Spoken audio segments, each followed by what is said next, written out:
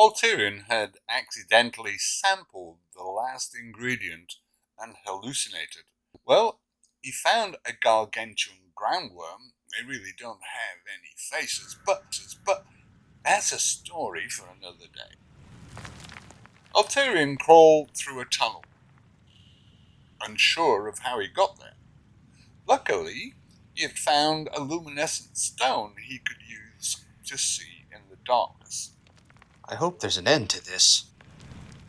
Ulterion continued to crawl. He saw a light in the distance. He smiled. Finally, an opening. Ulterion found himself above ground. He smiled. Thank goodness. Ulterion took a deep breath. Fresh air. Ulterion trekked for a while, until he found a village. A village? Ulterion ran, practically skipped, to the village. Finally, everything's coming up roses.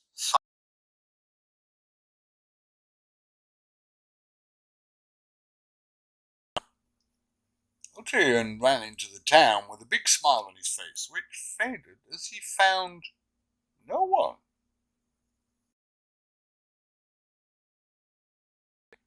Ulterion wandered through the village, trying to find any form of life. Hello? Anyone?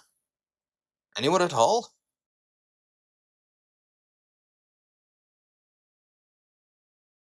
Ulterion wandered into an inn and found nobody. He scratched his head. Can't believe no one is in here. Having an ale. Hell, I could use some ale. Ulterion looked around.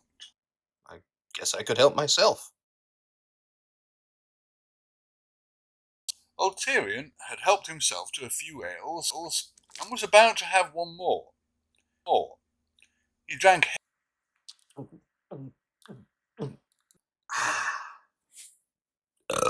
Oh, no ale tastes better than free ale. He was about to take another swig when an axe cut through his mug and embedded itself in the wall next to him. He put up his hands in fear. Whoa!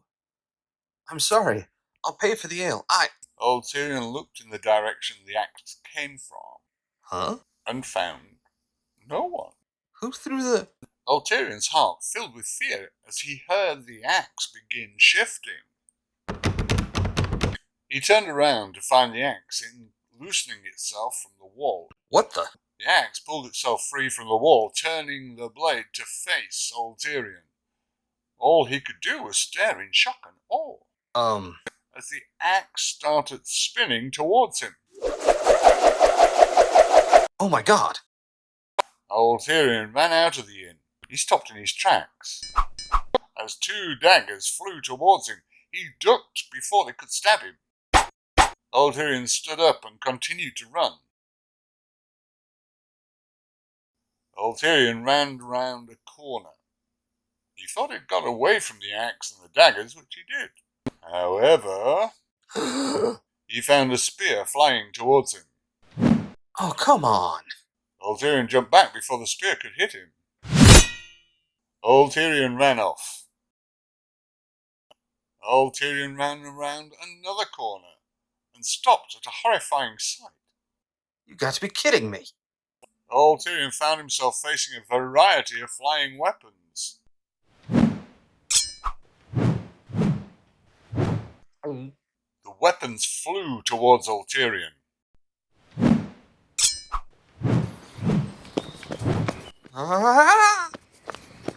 Ulterion ran through the town. But all the running was taking its toll. And Ulterion wouldn't be able to keep going. Comrade! Ulterion looked around for the source of the voice. Who said that? Ulterion looked over to see a dwarf peeking his head out of the ground. He shook his head in disbelief. Now I'm hallucinating. The dwarf gestured angrily. Get over here, fool! Ulterion shrugged. Hallucination or no? Ulterion looked back to see the weapon still flying after him. better than dealing with those. Ulterion ran towards the hallucination. Ulterion jumped into the hole and started crawling frantically as the dwarf shouted at him. Go! Go! Get in! The dwarf poked his head out of the hole. He looked on in horror Oh! as the weapons flew towards him. The dwarf quickly pulled the hatch closed, just before the weapons could hit him. Ulterion and the dwarf continued to crawl into the tunnel. Ulterion looked back to the dwarf. Thanks for helping me. The dwarf smiled. It was nothing, really. Ulterion and the dwarf continued to crawl through the tunnel, and the silence was driving Ulterion crazy. So, what is your name? Dimitri! Nice to meet you. Da! Ulterion was a bit disappointed to not get a conversation. After some crawling, Ulterion asked the obvious question. So why are the weapons alive? Dimitri looked ashamed. It is a shameful tale that I do not wish to be discussed. That's It started 20 years ago. Oh, okay. I was the village's weaponsmith. And it was a normal day until...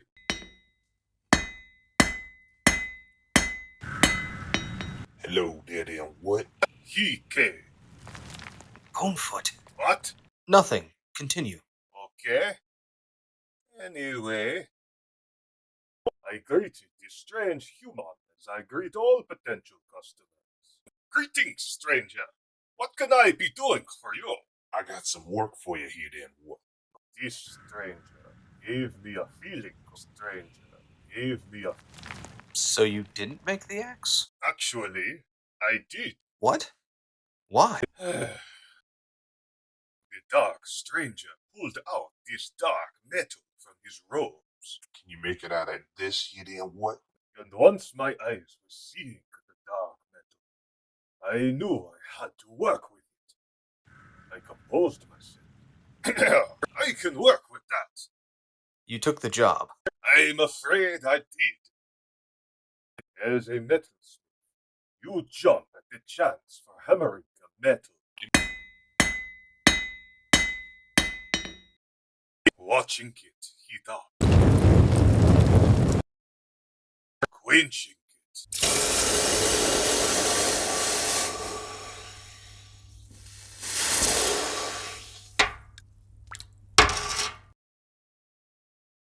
And then hammering it again. Shaping it into something beautiful. How long is this tunnel? What? Nothing. Continue with your story. Okay. After I had completed the axe, I marveled at it. This is my greatest creation. How far are we going? We'll be there soon. Anyway, the dark stranger returned. Do you have my axe, Daddy, and what? I presented the axe to him, beaming with pride. Here you be going, sir. My finest work. I gave him the axe. He took it with a smirk and a nod. Thanks, dear boy. He began to walk off, which was concerning to me. I yelled after him, "Excuse me, sir?" The dark stranger stopped and looked back at me. Yeah? You started walking away without paying. Did I hear then? What? You did. The dark stranger just stared at me for a moment. He waved to me with a sly smile on his face. Well, bye, Daddy, and what? He proceeded to walk away, which angered me. Hey! He stopped again to look at me. I started yelling at him. You need to pay! He shook his head and sighed. Just take the loss, boy. I held out my hand, expecting him to give back my axe. You should be taking your own advice. Now, hand it back. The dark figure just laughed at me. All right. Here's your axe here, then. What? He snapped his fingers and let go of the axe. I was horrified to find it did not fall, but floated in the air. I was more horrified when it flew toward me. Ah, that bastard had brought all my weapons to life to terrorize me. And my village. Ulterion continued to crawl. The feeling of sadness and guilt since he had direct line of communication with the bastard. I'm sorry that happened. Ulterion's ruby bracelet glowed as Bonefoot's voice came from it. Dimitri flashed an angry glare at Ulterion. Are you laughing at me? Ulterion gave Dimitri a nervous smile. Sorry, your story made me think of a funny situation that happened to me. It wasn't about you. Dimitri gave Ulterion a dubious look. Ulterion returned a nervous smile. Dimitri shrugged as best he could in a crawling position. Okay. Ulterion relaxed, knowing the dwarf was not. My abode is just up ahead. Dimitri led Ulterion into a small living space. Ulterion was excited. Dimitri smiled at his guest as he stood up. We are home. Feel free to be stretching your legs. Finally. Ulterion stood up and Ow! proceeded to hit his head on the ceiling. Dimitri winced. Right. I forgot how tall humans are. Haha, sorry. Ulterion crouched as he rubbed his painful head. It's fine. Dimitri led Ulterion to a small bedroom. Here is the guest room. Ulterion stared at the room that seemed too small for him. He stared at a bed that was really too small for him. He forced a smile. It looks comfortable. Dimitri shrugged.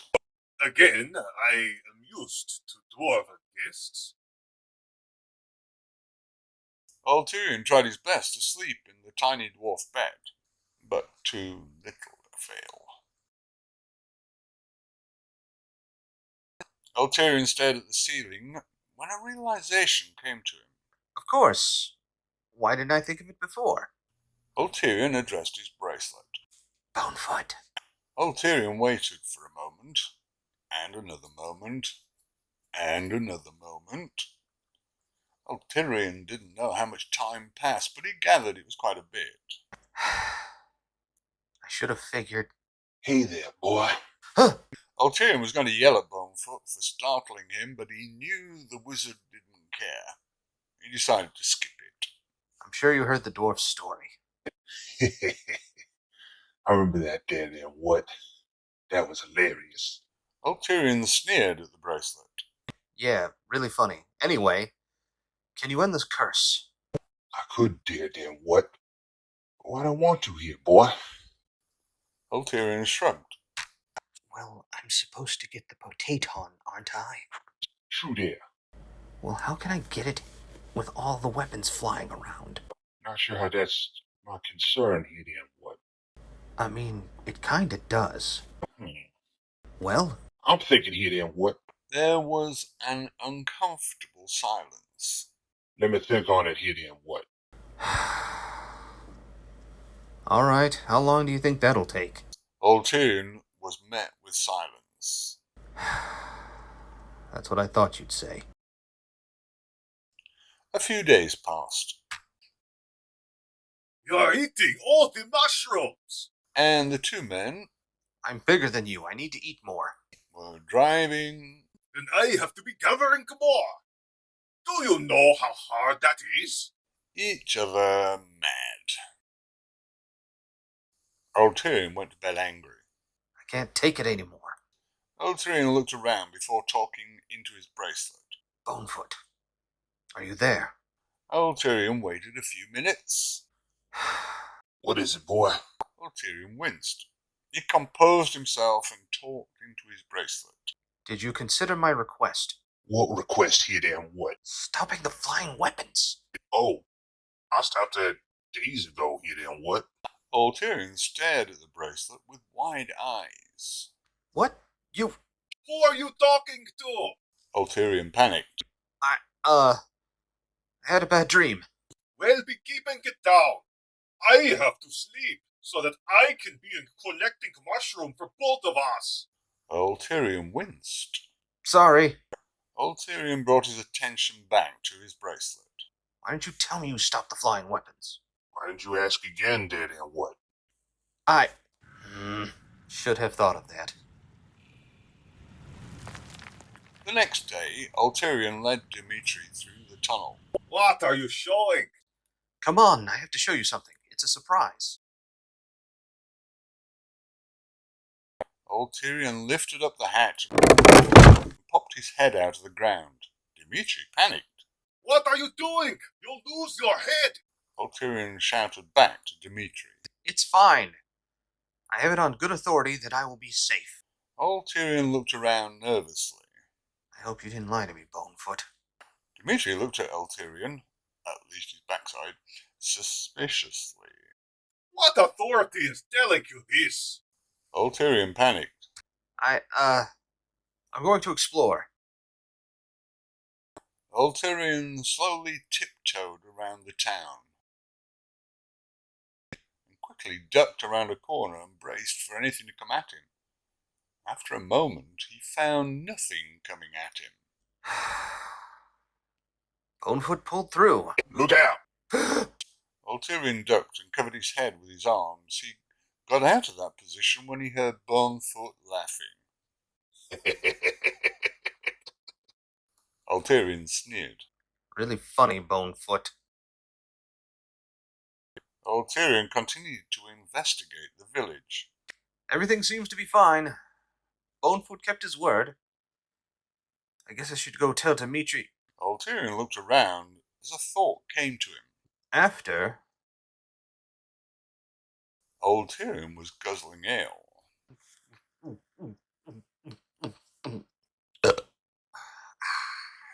Nothing tastes better than free ale. Eventually, after a few free drinks, Ulterion went back and told Dimitri that the danger was over. In his excitement, he found the other villagers and told them the good news. The dwarven villagers returned to their village and went back to their lives. Ulterion was leaving the village when he actually ran into Dimitri with a large pack and several bags hanging off him. Where are you going? After being cooped up in a hole for so long, I feel I need to be moving on. Ulterion nodded. I feel that. Say, No. you want to travel? Both men broke into laughter. No. Ulterion held out his hand. It was nice knowing you, Dimitri. Dimitri looked at Ulterion's hand. He looked up at Ulterion, smiled, grabbed the human's hand and shook it vigorously.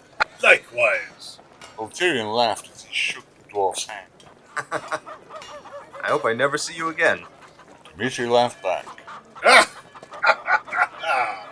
Eternity would be too soon. Both men laughed, although they meant what they said. They walked in opposite directions, wading to each other. Goodbye. Be taking care of yourself. Dimitri stopped as a realization came to him. He turned and shouted after Ulterion. Hey, Ulterion stopped walking and turned back. Yes? how did you know about the weapons? Ulterion thought he would confess.